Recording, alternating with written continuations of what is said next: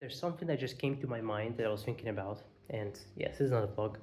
Um, that I'm not by no means perfect at, and yes, I have a little bit of congestion, if you can hear, and um, it's more of a video for me as well, and maybe for someone out there too, and because I just remembered like some moments where I went through this. I don't know why this came to my mind. I just came back home from being outside, and this is about work essentially. And when you're working, okay, there'll be a moment usually when you feel tired. Now, there's two sides to this, right? One is that you should genuinely do something about that tiredness, right? About your energy levels, whether that's sleep or eating better or going to gym or whatever, right? Something that should be done about this. Mostly sleep, by the way. People talk about gym so much, but a lot less people, I think, really like optimize their sleep. Anyway, the second part about it is just pushing through. And these are kind of the few things that I think about. And also, something interesting about this is also something we don't think about very often. And this is a very easy win here, a very easy low hanging fruit, which is kind of hard to see sometimes and not that easy to take initially, but is the one that you should be taking more. Okay, and you understand what I mean in a moment. So, first part of this is understanding that being tired is an emotion. So it's not actually real, or not like as real as you think. And what I'm trying to say here is that um, there was a video by one psychologist I watched who essentially described why feeling tired or kind of not feeling like it is an emotion, right? Now, there is real physical tiredness, but it's much more of an emotion than it is anything else. I think, did my food come? Not yet. It is much more emotion than it's anything else. You start getting tired, and then you are about to do work, and then you kind of you essentially say to yourself, "Oh, I don't feel like it. I don't really want to do it." Right? There's an internal calculation by your brain whether something is worth doing or not. That's really kind of where a lot of motivation comes from, right? Your brain thinks, okay, we have this amount of energy, we have this skill set, right, this ability, and we have this task, and this is the output, or like reward of this task. So, given all these, is it worth it to do that task, right? And our brain brainwashes us a lot, where like our brain is not really aligned. So a lot of these risk to reward or like effort to reward ratios are kind of fucked a lot of times. And especially as your energy levels go down, it becomes harder to just push yourself through, right? And our brain wants to conserve as much energy as possible as well. So when you hit that wall, it really becomes a big part of it is an emotion.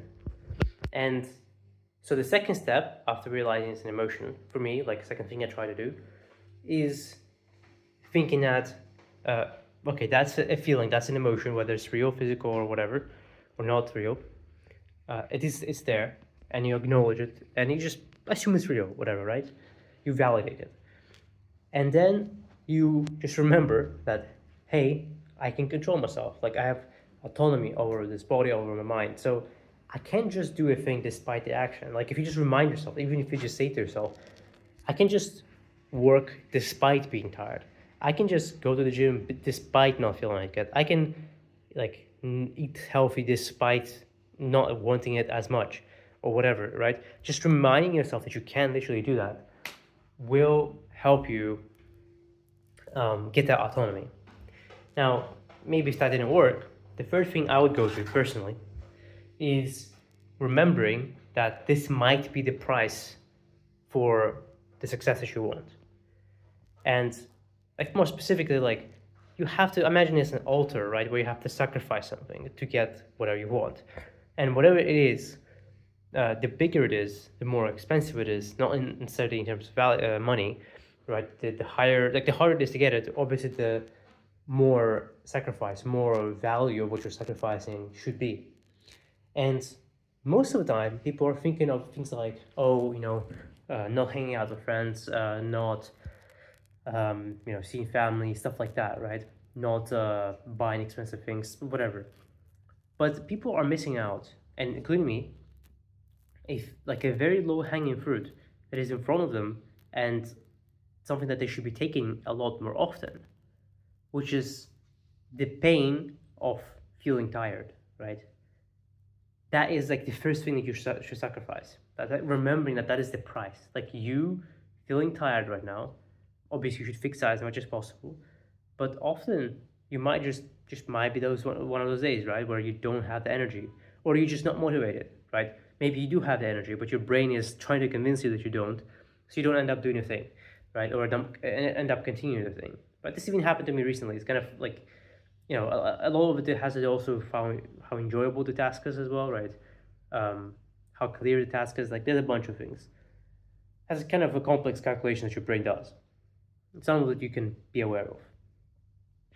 And so sitting there and thinking like, okay, this is gonna be painful, like for one reason or another.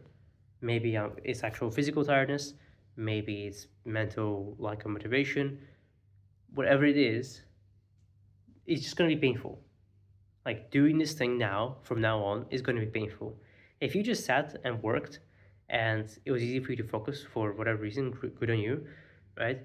But if you work for like a few hours and now your brain is um, revolting and being like, no, I don't want to work. I don't want to put the energy into this thing, right? One thing you should do is try to like remind yourself why you're doing this. That might help, but it might not help, right? And so you might have to literally just force yourself to work on this. And I think it will help quite a fair bit if you remember that this is the price. Like this is where the game actually begins. So this is where the trade-off, like this is where people stop, right? Other people stop, including yourself, including me. And this is the moment where you should really be trading pain for the thing you want. And if you really think about it, the pain is temporary, right? Worst case, you'll be really tired afterwards, and you can relax, and then tomorrow you'll be fine, right? So obviously, don't overwork yourself. Don't work like, you know, um, hours you cannot sustain. Notice I didn't say a number, right? Just hours you cannot sustain. That's all it's about, really. Um, because I don't operate on a weekly schedule. Most people do. I don't. Right. I wake up, I work, I wake up, I work, and if I feel like I need a break, I do, which is actually kind of hard for me to do sometimes. Um, no, like notice that I need to break or not. But that is literally where like that trade-off begins, where you should actually take that pain, and then that is like the currency. That's what you can exchange for the currency of your success. I don't know. That's what I've been thinking about, and it's very interesting. I think people usually start thinking about friends and family and all these things, right? As I said, but they don't notice this thing, which is really probably the meatiest thing. Like the that's the thing that probably will really get you more like for your buck, right? Uh, More bang for your buck, and it doesn't just show up in things like energy, like when you're tired. It also just shows up in like resistance, right? Things that you're supposed to be doing that you're not doing.